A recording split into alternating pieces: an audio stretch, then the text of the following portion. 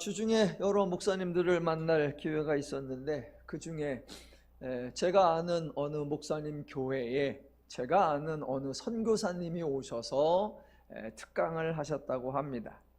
제가 아는 선교사님이라 그분이 뭔 설교를 하셨어요? 그랬더니 주제가 생육하고 번성하라 였대요. 그 선교사님이 그 주제를 가지고 말씀을 전하셨다고 하길래 제가 그 선교사님에게 딱 맞는 주제였다라고 했습니다. 왜냐하면 그 선교사님 자녀가 10명입니다. 선교사님이신데 카자흐스탄에서 선교를 하시다가 추방당해가지고 지금은 우크라이나에서 선교를 아주 열심히 잘 하고 계시는데 자녀가 10명이에요.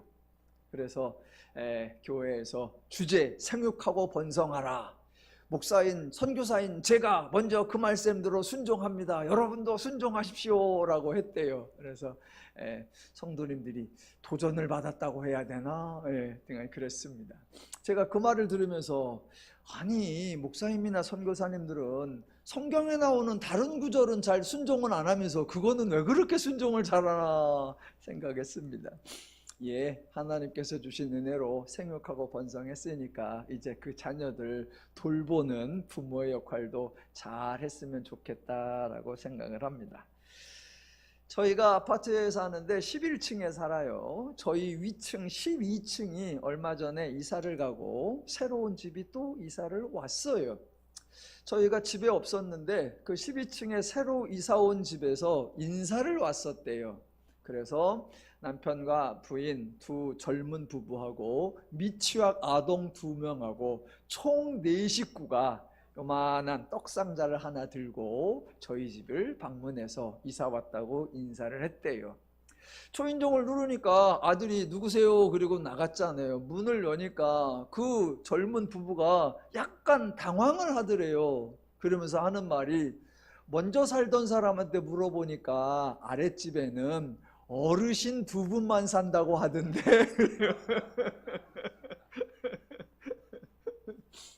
어르신 2분만 산다고 했는데 젊은 애가 나오니까 약간 당황해가지고 저희 아들이 저는 아들입니다 라고 했대요. 그래서 이제 그 얘기를 저녁에 집에 가니까 아들이 하는데 그 얘기를 듣고 나도 이제 어르신이구나. 그동안 부모와 자녀 이런 얘기하면 늘 자녀의 입장에서 생각하고 내가 자녀인 듯 생각했는데 이제는 저도 어르신 쪽에 들어가는 것 같아요. 저희가 아들이 하나 있는데 아직 장가를 안 갔습니다. 그래서 며느리가 들어오면 기분이 어떨까 제가 잘 몰라요. 대신 좋을 것 같아요. 그래서 종종 안사람한테 그럽니다. 며느리가 들어와가지고 아침에 아버님 그러면 얼마나 기분이 좋을까. 제가 그 얘기를 한두 번 하니까 저희 안사람이 정신 차리라고. 아들의 아내이지 당신 며느리가 아니야.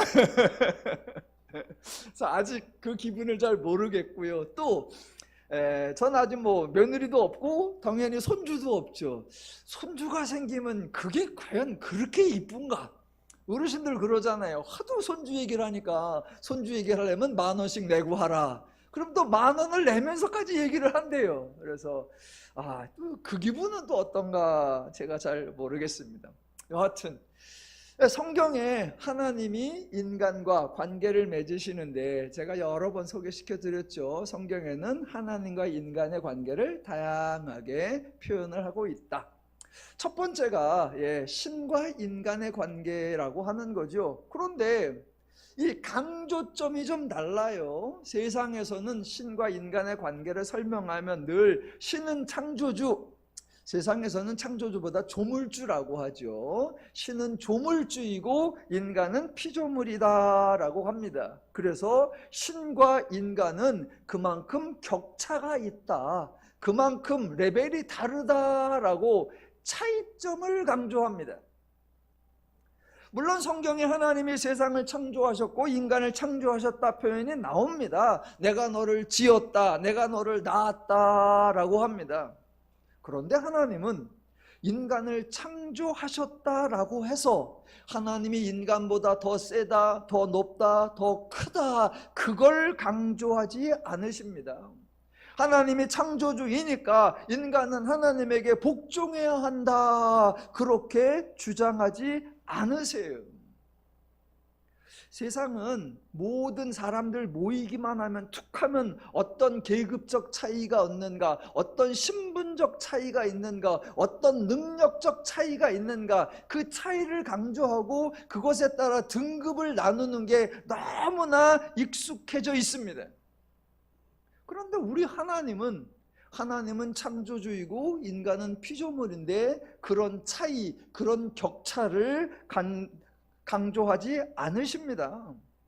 도리어 인간을 뭐라고 표현하신다?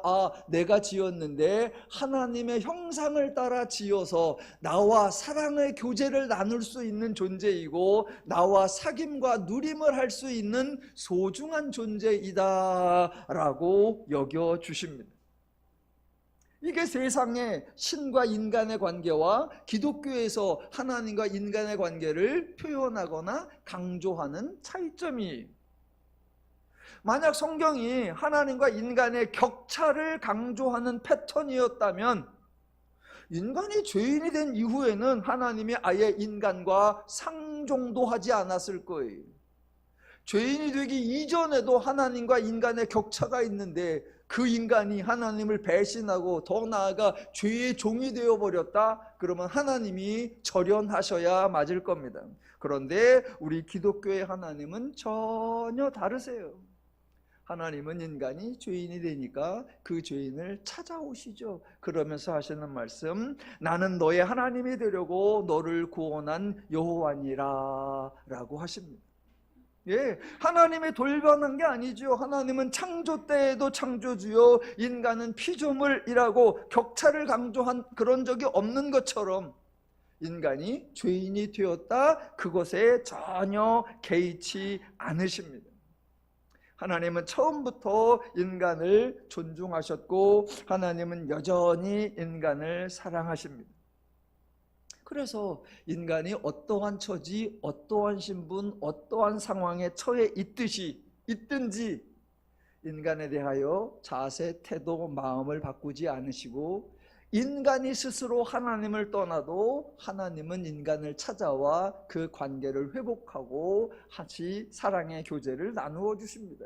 그래서 그분의 별명이 신실하신 하나님이세요. 성경에서 나는 너희의 하나님 여호와, 그때 인간을 향하여 너희는 내 백성이라고 합니다. 그러니까 우리는 늘 이 죄적인 용어와 죄적인 표현에 익숙해져 있습니다. 그래서 인간을 백성이라고 하면 금방 떠오르는 게 왕과 임금, 왕과 백성, 임금과 백성이라고 또 차별을 강조합니다.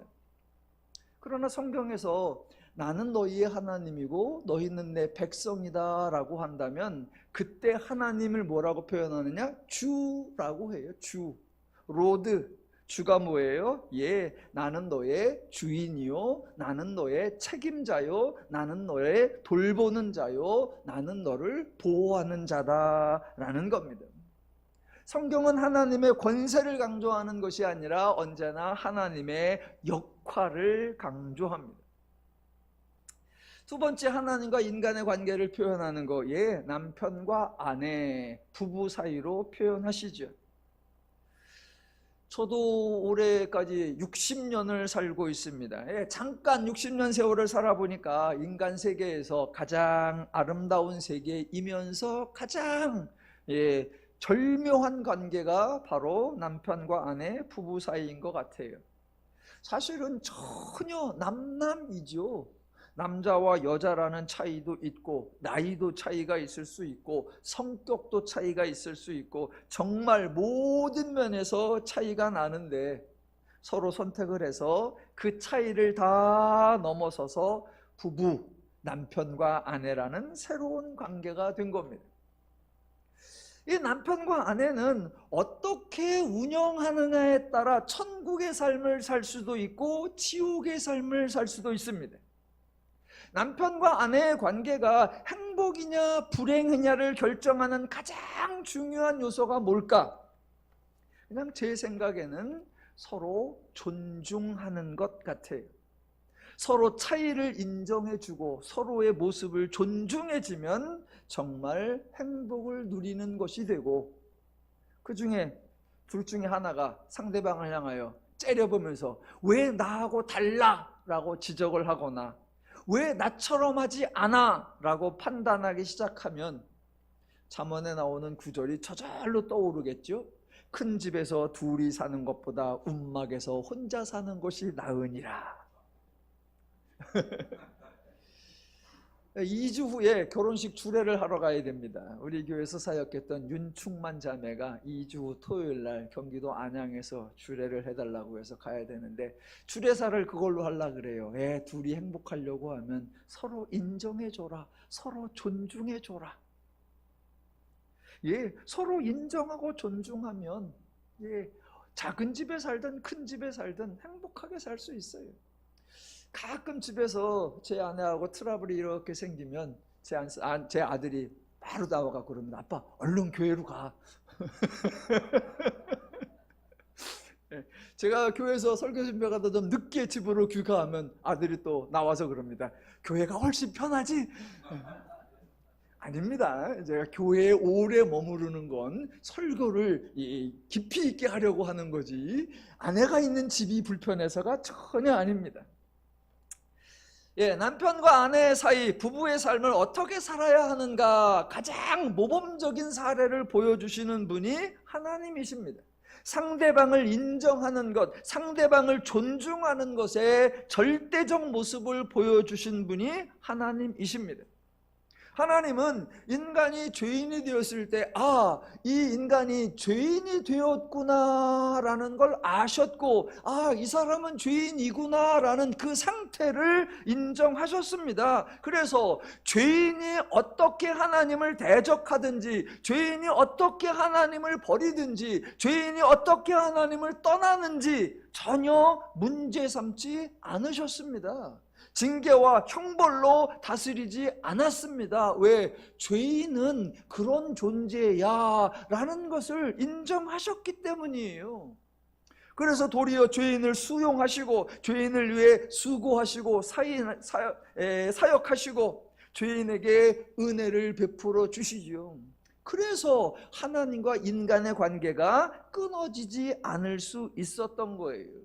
인간이 떠나가면 하나님이 찾아가고, 인간이 잊으면 하나님이 기억나게 하시고, 인간이 배신하면 하나님이 확 은혜를 부어주십니다. 인간 모든 관계의 가장 아름다운 모델은 하나님이십니다. 하나님과 인간의 관계를 표현하는 또 다른 표현이 바로 부모와 자식의 관계입니다. 여기 계시는 분들이 대부분 부모 쪽에 속하신 분인데 한번 질문해 보겠습니다. 여러분, 부모와 자녀라고 하면 어떤 특성이 가장 먼저 떠오르십니까? 부모는 어른이고 아이는 아직 자라는 애다, 그런 차이입니까? 부모는 뜻대로 살 수 있고 자녀는 부모의 통제를 받아야 한다, 그런 지배 관계입니까? 아마도 아닐 겁니다. 부모된 입장에서 부모와 자녀의 관계를 언급하면 가장 먼저 떠오르는 것은 부모의 책임, 부모의 역할, 즉 자녀를 양육하고 돌보아야 한다라는 것일 겁니다.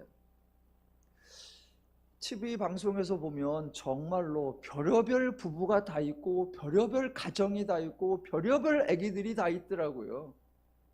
자녀들 중에 좀 독특한 문제 행동을 하는 그런 아이들을 보여주고 그 원인을 찾고 그것을 치유하려고 하는 그런 방송을 본 적이 있습니다.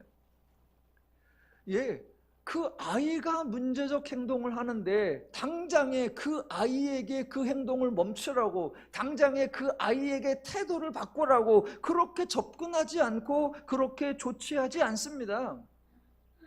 늘 그 아이에게 문제가 있을 때 그 아이를 돌보는 부모, 그 아이가 거주하는 가정의 환경, 그런 것들을 먼저 보면서 부모의 마음이 바뀌어야 된다, 부모의 자세가 바뀌어야 된다, 부모의 태도가 바뀌어야 된다, 그렇게 하는 것을 보았습니다. 예, 적절하다고 생각합니다. 왜요? 아이는 스스로 알아서 자라는 것이 아니라 부모가 아이를 길러내는 것이고 부모는 그 책임이 있기 때문입니다.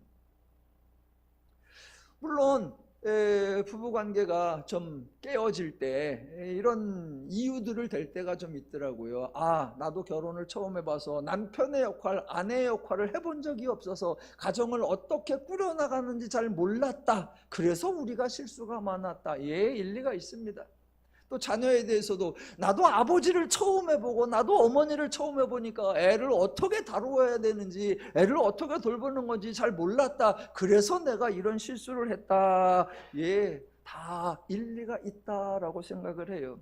그래서 우리가 남편의 역할, 부모, 아내의 역할을 어디서 배울까?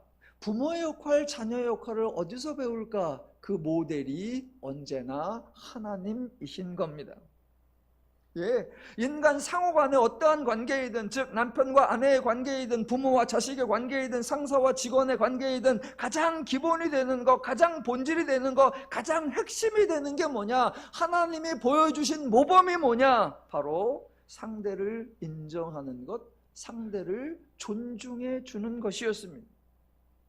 예, 그래서 하나님은 죄인을 죄인 다루듯 막대하지 않고 인간이 어떠한 상태가 되든 인간을 존중하고 인간을 소중하게 여겨주셨습니다.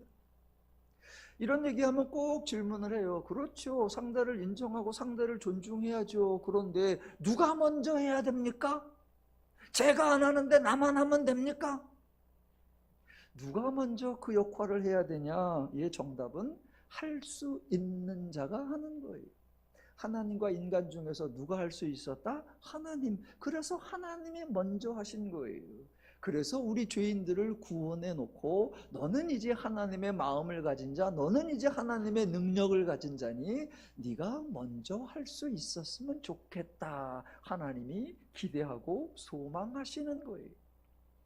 예, 성경을 배우는 이유가 그거죠. 인간이 인간답게 살아가고 모든 관계 속에서 하나님의 복락을 누리며 살기 위해서 그 하나님의 모범, 그 하나님의 가르침을 배우는 거, 예, 그게 성경을 배우는 이유입니다. 자, 우리의 모델, 우리의 모범 사례, 예수님의 모습이 오늘 12장 1절로 2절에 나옵니다. 한번 읽어볼까요? 이러므로 우리에게 구름같이 둘러싼 허다한 증인들이 있으니 모든 무거운 것과 얽매이기 쉬운 죄를 벗어버리고 인내로서 우리 앞에 당한 경주를 하며 믿음의 주요 또 온전하게 하시는 이인 예수를 바라보자. 예, 히브리서 강해 설교의 제목이 예수를 바라보자 였죠. 3장 1절에서 나왔었죠. 그러므로 함께 하늘의 부르심을 받은 거룩한 형제들아, 우리가 믿는 도리의 사도이시며 대제사장이신 예수를 깊이 생각하라. 예, 히브리서에 강조하는 거는 너희가 열심을 내라 아닙니다. 너희가 더 노력해라 아닙니다. 너희가 더 수고해라 아닙니다. 인간의 태도, 인간의 행동에 따라 달라질 거니까 너희가 변화하라, 그렇게 변화하는 게 아니에요. 히브리서의 핵심이 뭐다? 예수를 바라보라, 예수를 생각하라. 왜요? 2절에 나오는 대로 예수가 믿음의 주요, 예수가 온전케 하시는 이이다라는 겁니다. 예, 기독교의 주체가 하나님, 기독교의 주체가 예수님이고 그 하나님과 예수님의 사역의 대상이 인간이고 사역의 열매가 인간이죠. 그러니까 예수가 사역의 주체다라는 의미로 믿음의 주라고 하고, 예수가 우리를 위해 사역해서 우리를 만들어내시는 분이다 라는 의미로 온전케 하시는 이라고 소개하는 거예요.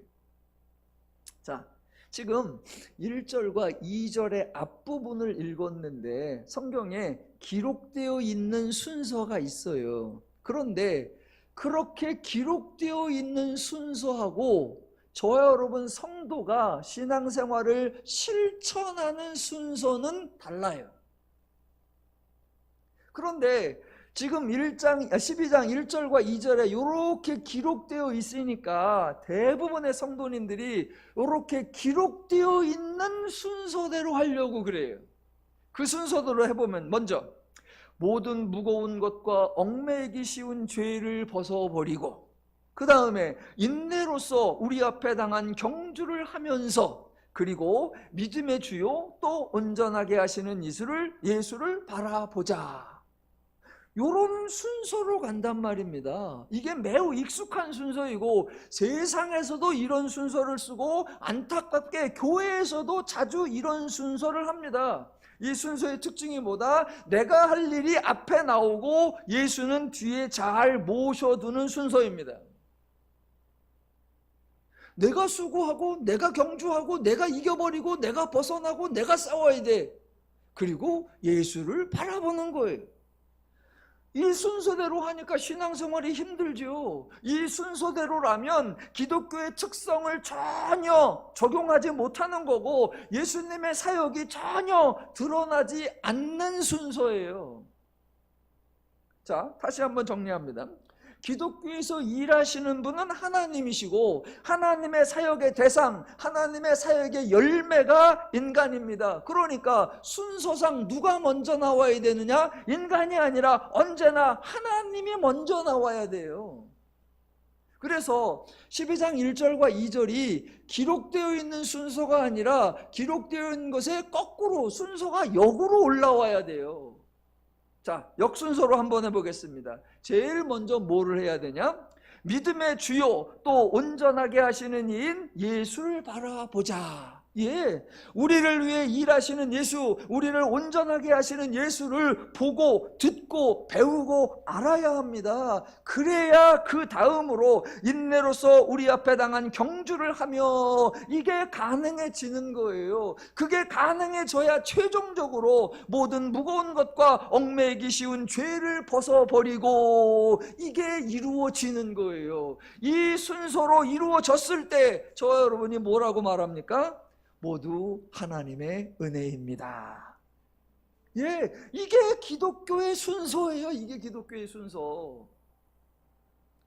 그런데 이 순서가 아니면 인간의 수고가 모두 헛수고가 됩니다. 수고는 열심히 하는데 아무것도 이루어지지 않는 거예요. 만약 기록된 순서대로 하면, 아니 인간이 스스로 무슨 재주로 모든 무거운 것과 얽매이기 쉬운 죄를 벗어버리고 이거 할 수 있습니까? 이거 스스로 하실 수 있으세요?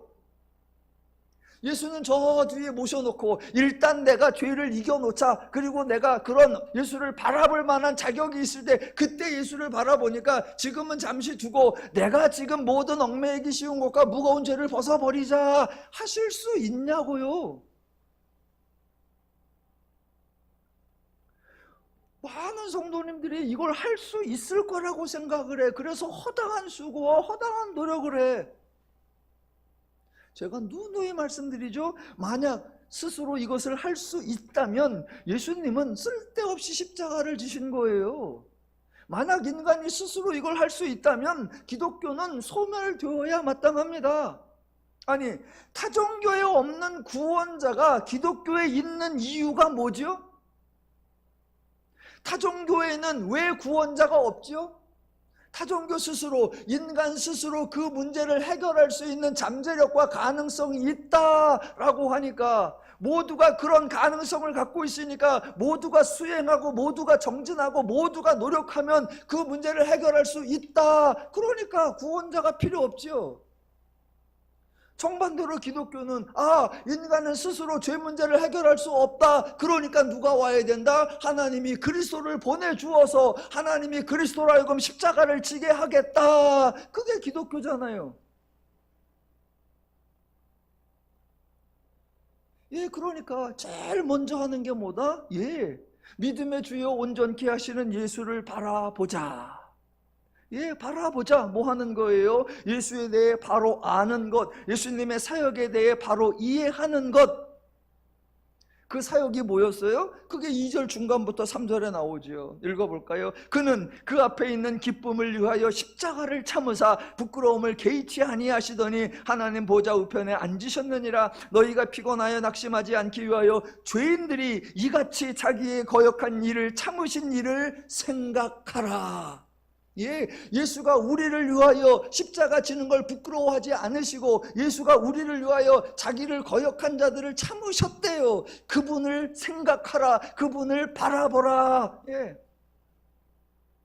바라보라, 생각하라. 모두 뭐 하라는 거예요? 예수에 대하여 바르게 알아라. 예수가 행하신 사역을 바르게 알아라 라는 거예요. 왜? 그것을 알아야 인내할 수 있고 그것을 알고 인내해야 경주할 수 있고 그 경주해야 죄를 이겨낼 수 있으니까.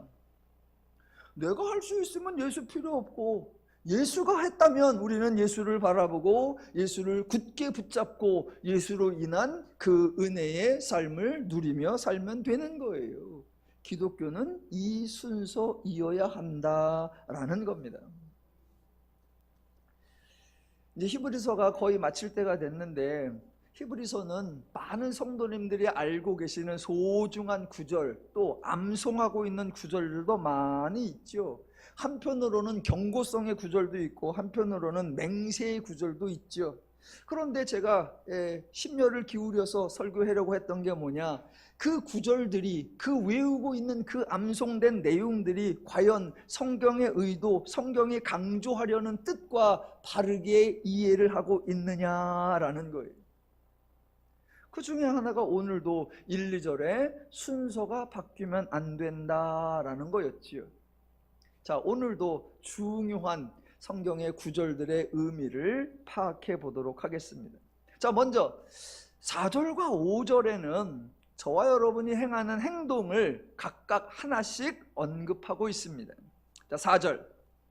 너희가 죄와 싸우되 아직 피 흘리기까지는 대항하지 아니하고입니다. 거기에 뭐가 나오냐면 아직이라는 말이 나와요. 아직. 이게 무슨 의미예요? 4절. 너희가 죄와 싸우되 아직 피 흘리기까지는 대항하지 아니하고, 피 흘리기까지 해야 하는데 아직 안 하고 있다. 그러니까 더 치열하게 피 흘리기까지 해야 한다. 그런 의미예요? 아닙니다. 지금 본문에서는 아직은 너희가 아직 거기까지는 안 갔다 그런 의미가 아니라 엄밀하게 말하면 그렇게까지 할 일은 아니다 그런 뜻이에요. 자, 이게 무슨 말이냐면 지금 히브리서 기자가 성도들에게 이렇게 말하고 있는 거예요. 너희가 죄와 싸우고 있고 믿음의 인내의 경주를 하고 있다. 그렇다고 너희가 피 흘리기까지 싸울 일은 아니다. 성도로서 죄하고 싸움을 하는데, 영적 싸움을 하는데 그 뭐 설렁설렁하고 대충하고 그따위로 해갖고 되겠어? 아직 피맛도 못 보고 더 투철하게, 더 철저하게 순교하겠다는 각오로 더 희생적으로 해야지. 이게 아니라 너희가 지금 애쓰고 있다. 죄를 벗어나려고 애쓰고 있고 믿음의 경주를 하려고 애쓰고 있다. 근데 걱정하지 마라. 너희의 그 싸움은 너희가 피 흘리기까지 해야 할 일이 아니야. 위로하는 거예요. 왜 그러냐면 피 흘리면서까지 하는 싸움은 예수가 해놨다 이거예요. 예수가 해놓은 게 없으면 우리가 피 흘리기까지 해야 되는데 그 싸움은 예수가 해놔서, 그 싸움은 예수가 이미 이겨놨다. 그러니까 지금 너희는 마치 너희가 처음 싸우는 것처럼 결상쟁적으로 너희가 이겨야 이기는 것처럼 하는 건데, 아니, 너희는 이미 이긴 싸움이고 예수가 이미 다 물리쳐 놓은 싸움이야. 그러니까 그 선한 싸움을 한다고, 믿음의 경주를 한다고 해서 막 그렇게까지 할 일은 아니니까 너무 쫄지 마. 너무 두려워하지 마. 너무 부담 갖지 마. 그 얘기예요. 너희가 싸우고 있어. 정말로 수고해. 정말로 애를 쓴다. 성도답게 살려고 정말로 노력하는구나. 하지만 너무 걱정하지 마. 피 흘리기까지 싸우는 건 아니니까. 정작 피 흘리고 싸우신 분은 예수니까 너희는 그 예수를 바라보라. 너희는 그 예수를 생각하라. 그거예요. 지금 다그치는 내용이 아니에요. 히브리서는 성도를 더 채찍질하는 내용이 아니에요. 위로하는 내용, 권면하는 내용이. 자, 5절로 가보겠습니다. 또 아들들에게 권하는 것 같이 너희에게 권면하신 말씀도 잊었도다. 예, 안타깝게도 너희가 잊고 있다는 거예요. 그러니까 잊지 않기를 바란다라는 거예요. 너희가 잊었도다. 자, 그런데 지금 이 말씀을 할 때 맨 앞에 사랑하는 아들들이라고 나옵니다. 그러니까 하나님이 부모의 입장에서 성도를 자녀라고 생각하면서 부모의 관계, 자녀의 관계에서 부모의 역할, 부모의 책임을 강조하면서 안타까워하면서 하는 말, 너희가 잊었도다예요. 그 내용이 뭐냐? 내 아들아, 주의 징계하심을 경히 여기지 말며 그에게 꾸지람을 받을 때에 낙심하지 말라. 주께서 그 사랑하시는 자를 징계하시고 그가 받아들이시는 아들마다 채찍질 하심이라. 자, 요 권면의 내용을 살펴보기 전에 제가 오늘 강조하려는 게 뭐냐면 이 말씀을 하시는 하나님과 이 말씀을 듣는 인간의 관계를 먼저 이해해야 한다예요. 아, 이분이 이런 관계의 기초에서 이런 입장에서 이 말씀을 하시는구나. 그 관계와 입장을 먼저 알아야 이 내용이 파악이 된다예요. 자, 말은 똑같은 단어를 쓰는데 어떤 관계에서 어떤 사람이 쓰느냐에 따라 의미가 확 달라질 수 있죠. 예를 들면 조폭들이 있습니다. 깍두기들이 조직원이 있는데 서로를 뭐라고 한다? 큰 깍두기, 작은 깍두기 그렇게 안 부르죠. 우리는 다 뭐다? 형제라고 하죠. 그래서 두목님이 나오면 뭐라고 한다? 형님 그럽니다. 그럼 형님이 다 모아놓고 뭐라고 한다? 어이 동생들, 우리는 한 가족이야. 이렇게 말해요. 용어가 너무 따뜻해. 형님, 형제, 가족, 동생들.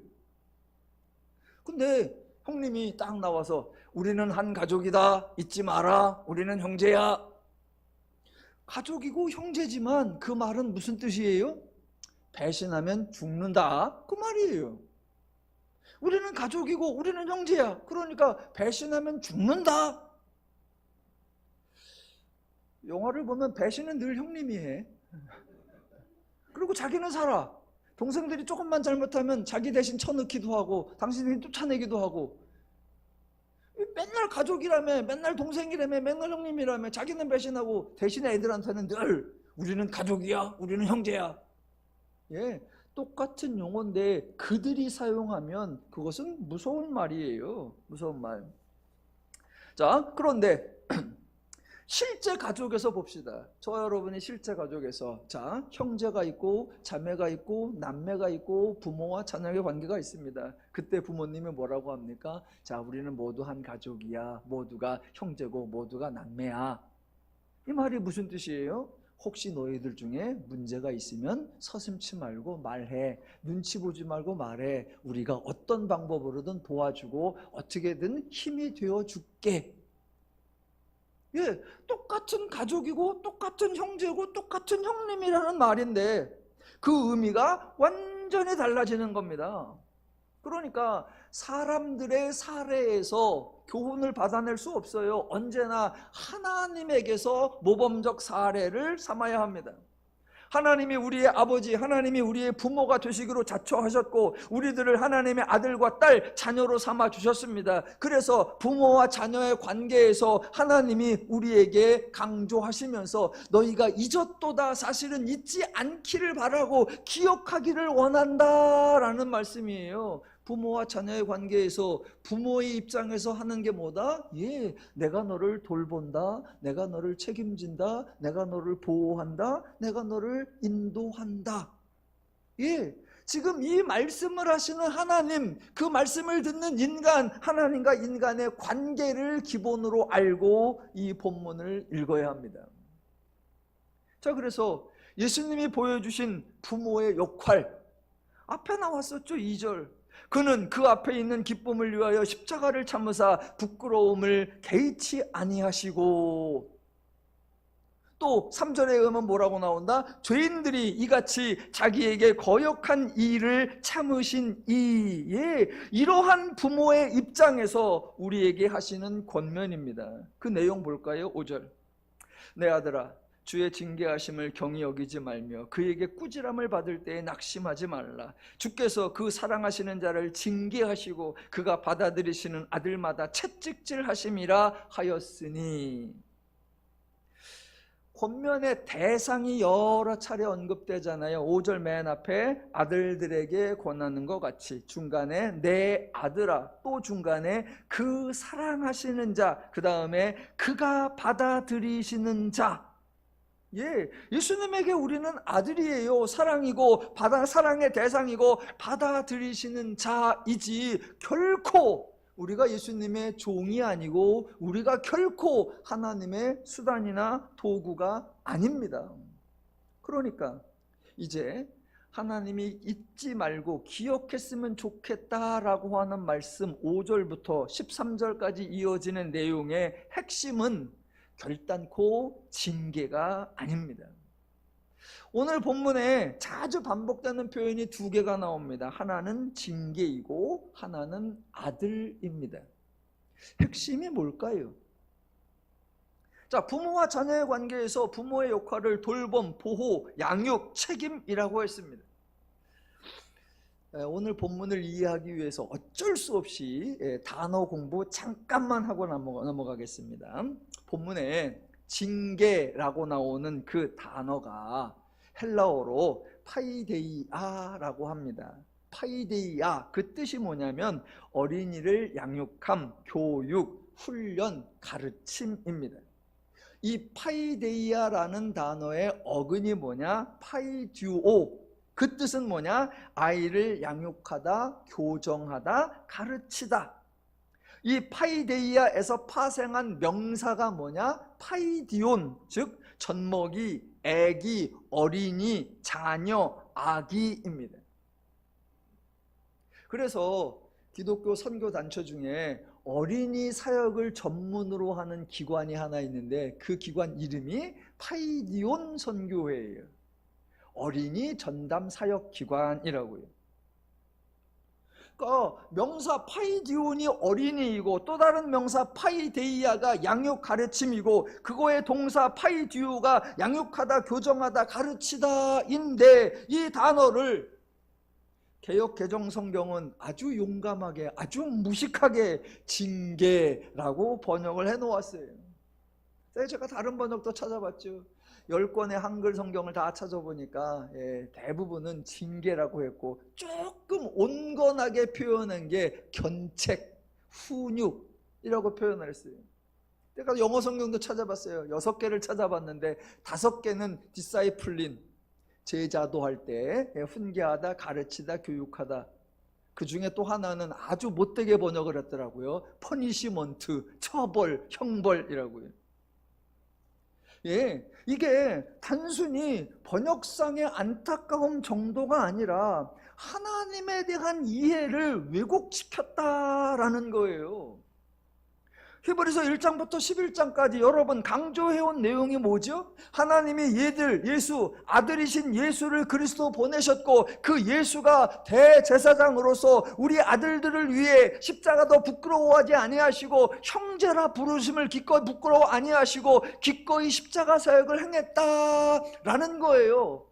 그래놓고 너희가 기억하기를 원하는데 하나님은 징계하신다?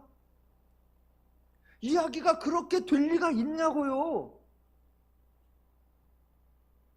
하나님의 사역, 예수님의 사역을 한마디로 요약하라 그러면 뭐예요? 죄인들을 구원하심. 그걸 부모의 입장에서 표현하면 뭐예요? 자녀들을 돌보심. 여러분도 부모이시니까 여쭤보겠습니다. 여러분, 부모로서 자녀들을 위해 하신 일들이 다양하게 많으실 겁니다. 그중 가장 대표적인 부모의 역할 하나 골라라. 그러면 뭐를 선택하시겠습니까? 징계. 그러시겠냐고요. 내가 부모로서 이 자녀를 키우는데 내가 하나 자랑할 만한 거, 내가 애를 반쯤 죽였지, 징계. 아니죠. 내가 이 아이를 돌보았다, 내가 이 아이를 양육했다, 내가 이 아이를 길렀다, 그거죠. 물론 자녀를 기르다 보면 징계를 할 때도 있죠. 그런데 비중을 생각해 보시면 아마 90번 돌보심하면 10번 정도 징계하셨을 수 있고, 조금 더 온유하신 분은 99번 돌보심을 하고 1번 정도 징계하셨을 수도 있죠. 왜? 인간이니까, 죄인이니까 그렇게 하실 수 있습니다. 하지만 하나님의 경우에는 우리와 완전히 다르십니다. 하나님이 부모로서 자녀인 우리를 돌보심에는 돌보심이 100이고 징계는 0입니다. 그러니까 본문에 징계라는 단어는 모두 돌보심 또는 양육으로 바꿔야 합니다. 여러분의 성경은 어떻게 되어 있는지 아마 징계로 되어 있죠? 제 성경도 징계로 되어 있는데 제가 연필을 들고 어떻게 했겠어요? 다 X표를 쳐놨어요. 징계자에다 다 아니야, 아니야, 아니야, 아니야. 예, 돌봄이라고 읽어야죠. 제가 5절과 6절을 바꾸어서 읽어볼게요. 내 아들들아, 주의 돌보심을 경히 여기지 말며 그에게 꾸지람을 받을 때에 낙심하지 말라. 주께서 그 사랑하시는 자를 양육하시고 그가 받아들이시는 아들마다 돌보심이라. 지금 성도들이 무거운 죄와 얽매이기 쉬운 죄를 벗어버리기 위하여 인내의 경주를 하고 있는데 거기다가 너희는 꼭 기억해라, 나는 징계한다, 그러시겠냐고요? 아니, 너희는 꼭 기억해라, 내가 너희를 돌본다, 내가 너희를 책임진다. 너희가 아무리 힘든 싸움일지라도, 너희가 아무리 어려운 싸움일지라도 염려하지 마라. 내가 너희와 함께함이고 내가 너희를 책임지고 내가 너희를 보호함이라. 이것을 잊지 않기를 바라노라. 이래야 말이 되잖아요. 그래야 7절 이하도 가보겠습니다. 원래 있는 대로 제가 바꿔볼게요. 너희가 참음은 돌봄을 받기 위함이라. 하나님이 아들과 같이 너희를 대우하시나니 어찌 아버지가 돌보지 않는 아들이 있으리요. 돌봄은 다 받는 것이오늘 너희에게 없으면 사생자요 친아들이 아니니라. 이게 맞지요. 부모라면 자녀를 돌보는 것이고 자녀는 부모에게 돌봄을 받는 것이 당연합니다. 혹시 사생자가 있다면 그 사생자가 가장 안타까워하는 게 뭐죠? 아유, 나는 부모가 없어서 징계를 받아본 적이 없어. 너무나 안타깝고 너무나 억울해. 내가 부모에게 작살나게 혼나봤으면 내가 원한이 없겠어. 그런 자녀가 있냐고요. 사생자들이 늘 고백하는 거, 나를 돌봐주고 나를 책임져주고 나를 공급해주고 나를 인도해줄 그런 부모가 있었더라면, 내가 외로울 때 나를 받아주고 내가 힘들 때 나를 격려해줄, 나를 응원해줄 그런 부모가 있었더라면, 그거죠. 예, 제 사생자가 가장 안타까워하는 거, 징계를 못 받아본 게 아니에요. 돌봄을 받지 못한 거죠.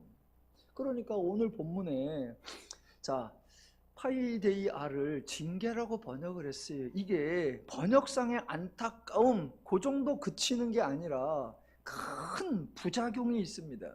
큰 부작용. 자, 일단 부작용이 세 가지만 소개할 텐데, 첫 번째, 하나님이 징계하신다, 아들이니까 당연히 징계한다 라고 하니까 교회들도 징계를 정당화했고 목회자들도 징계를 지멋대로 남발했습니다. 우리도 하나님의 권세를 위임받아서 하나님의 다루심을 못 받아서 우리도 징계한다.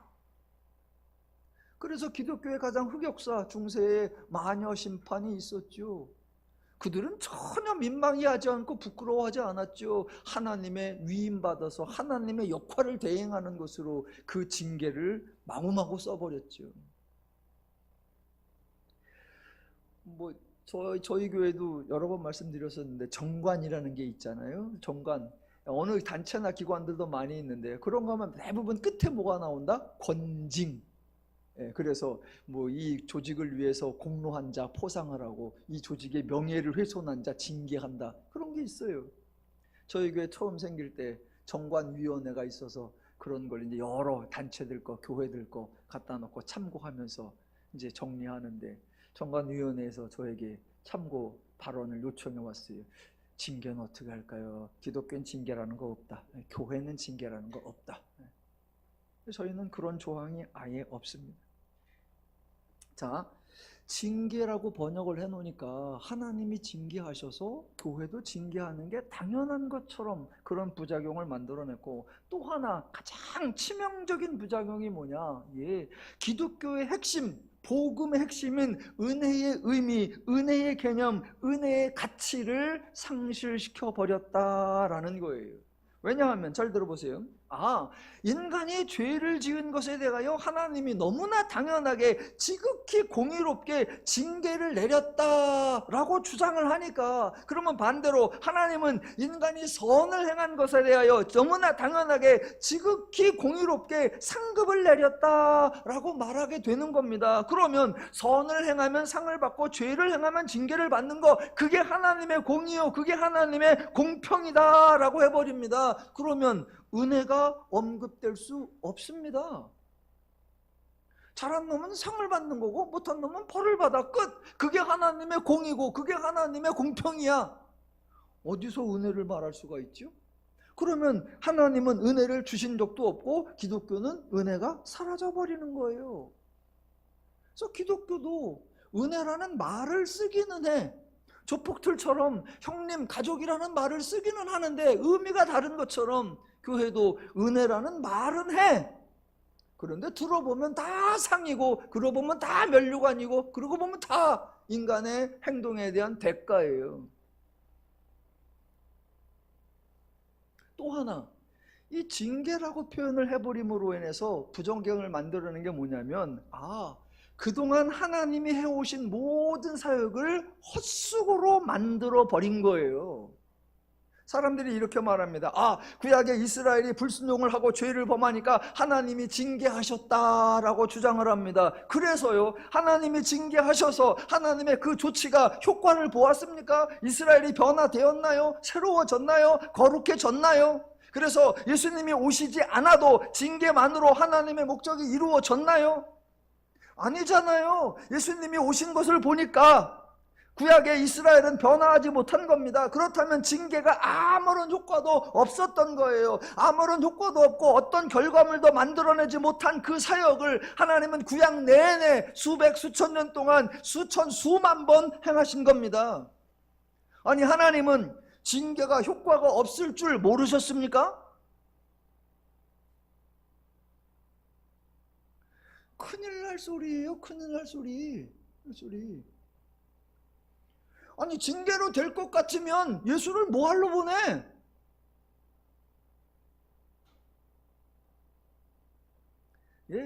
하나님은 처음부터 인간에게 은혜를 주셨고 죄인들에게도 구약 내내 은혜를 주셨고 복음서에서 예수 그리스도라는 가장 큰 은혜를 주셨죠. 그래서 하나님의 은혜가 죄인을 구원했고 하나님의 은혜가 죄인을 새롭게 변화시켜 주셨죠.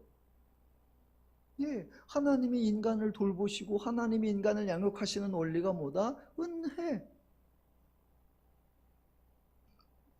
그래서 구절을 보면 또 우리 육신의 아버지가 우리를 징계하여도, 즉 돌보아 주어도 공경하였거든 하물며 모든 영의 아버지께 더욱 복종하며 살려 하지 않겠느냐. 그들은 잠시 자기의 뜻대로 우리를 돌보았거니와 오직 하나님은 우리의 유익을 위하여 그의 거룩하심에 참여하게 하시느니라. 우리 부모들도, 육신의 부모들도 부모의 역할을 하느라 애쓰셨고 지금 저와 여러분도 부모의 역할을 하느라 애를 쓰십니다. 감사한 일이고 존경받아 마땅한 일이죠. 그런데 모든 부모들이 수고를 하지만 부모와 자녀의 사이에는 늘 감사만 있는 것, 늘 공경만 있는 게 아니죠. 갈등도 있고 불화도 있고 심지어는 가족이 깨어지기도 합니다. 그 이유가 뭐죠? 서로 생각이 달라서. 부모가 여기는 것과 부모가 중요하게 여기는 것과 자녀가 중요하게 여기는 게 다르고, 부모가 자녀를 대하는 방식과 자녀가 부모에게 대해주기를 바라는 방식이 서로 다르죠. 그래서 서로 소중한 게이고 서로 애를 쓰고 있지만 서로 상처가 되고 서로 아픔이 돼요.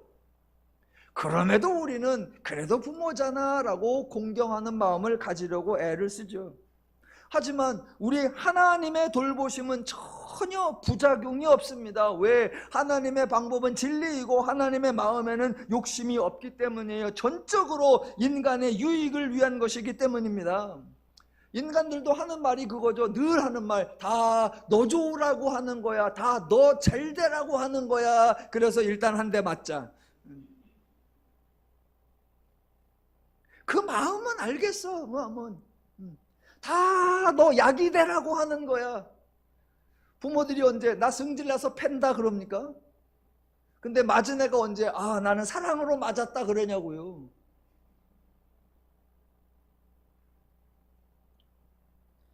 제 아들은 5살 때 제가 발차기 한 걸 아직도 기억하고 있는데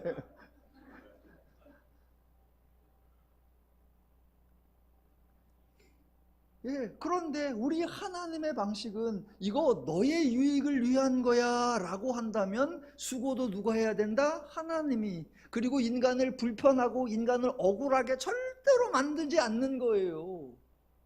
우리가 따라가지 못하는 게 그거예요. 우리는 선한 목적을 위하여 약간 악한 방법도 써야 된다. 결과를 위해서는 수단은 조금 달라도 돼. 아니요. 우리 하나님은 선한 목적을 가졌다면 그 모든 과정도 선해야 되고 그 모든 절차도 하나님의 속성에 맞아야 한다. 그게 하나님의 방식이에요. 그래서 하나님이 우리를 위하여 우리에게 유익을 주려고 하시는 게 뭐예요? 10절 끝에 그의 거룩하심에 참여하게 하시느니라.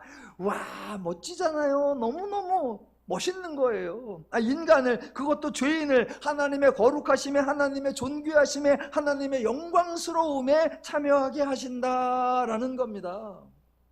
이런 수준의 배려, 이런 수준의 혜택은 세상 그 어디에도 없습니다.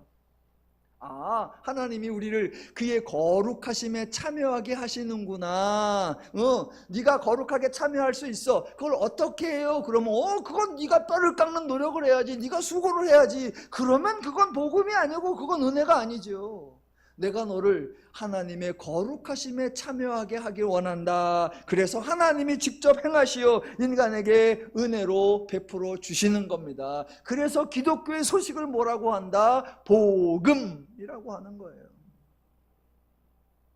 그래서 11절 무릇 징계가 당시에는 즐거워 보이지 않고 슬퍼 보이나. 여기에 나오는 징계도 형벌이 아니라 돌보심입니다. 돌보심인데 왜 즐거워 보이지 않고 슬퍼 보이죠?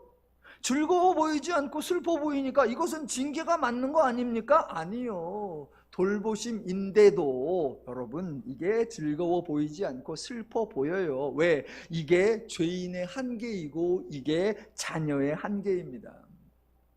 여러분, 자녀는요 돌보심을 간섭으로 오해하고 양육을 통제로 오해하고 책임지심을 속박으로 오해합니다. 부모가 잘못 돌보아서가 아니라 자녀일 때는 부모의 큰 뜻을 모르는 거예요. 하나님의 사역을 잘못하신 것이 아니라 죄인일 때는 하나님의 큰 은혜를 모르는 거예요.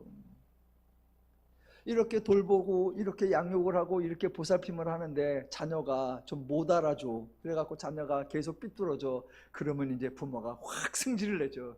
이제 하다 지쳐버리면 이제 모든 쌓아놨던 우라를 한꺼번에 쏟아나가. 나가 이 새끼야. 나가.